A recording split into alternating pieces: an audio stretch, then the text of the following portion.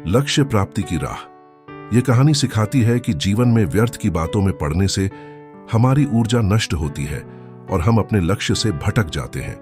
सफलता के लिए ध्यान केंद्रित रहना आवश्यक है। आइए सुनते हैं एक मजेदार ज्ञानवर्धक कहानी। एक किसान के घर एक दिन उसका कोई परिचित मिलने आया। उस समय वह घर पर नहीं था। उसकी पत्नी ने कहा, वह खेत पर गए हैं, मैं बच्चे को बुलाने के लिए भेजती हूं, तब तक आप इंतजार करें। कुछ ही देर में किसान खेत से अपने घर आ पहुंचा। उसके साथ साथ उसका पालतू कुत्ता भी आया। कुत्ता जोरों से हाँफ रहा था। उसकी यह हालत देख मिलने आए व्यक्ति ने किसान से पूछा, क्या तुम्हारा खेत बहुत दूर है? किसान ने कहा, नहीं, पास ही है।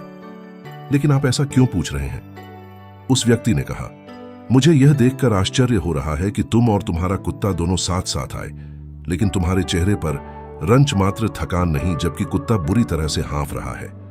किसान ने कहा, मैं और कुत्ता एक ही रास्ते से घर आए हैं। मेरा खेत भी कोई खास दूर नहीं है।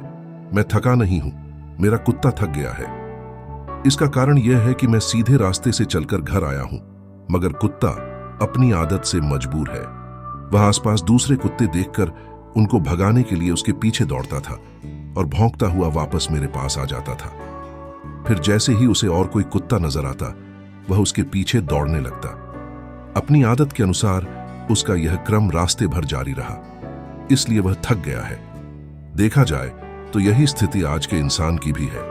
जीवन के लक्ष्य तक पहुंचना यूं तो कठिन नहीं है, लेकिन राह में मिलने वाले कुत्ते व्यक्ति को उसके जीवन की सीधी और सरल राह से भटका रहे हैं। इंसान अपने लक्ष्य से भटक रहा है और यह भटकाव ही इंसान को थका रहा है।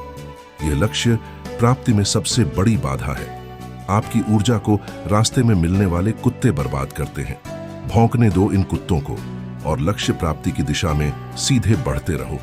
फिर एक ना एक दिन मंजिल मिल ही जाएगी, लेकिन इनके चक्कर में पड़ोगे तो थक ही जाओगे।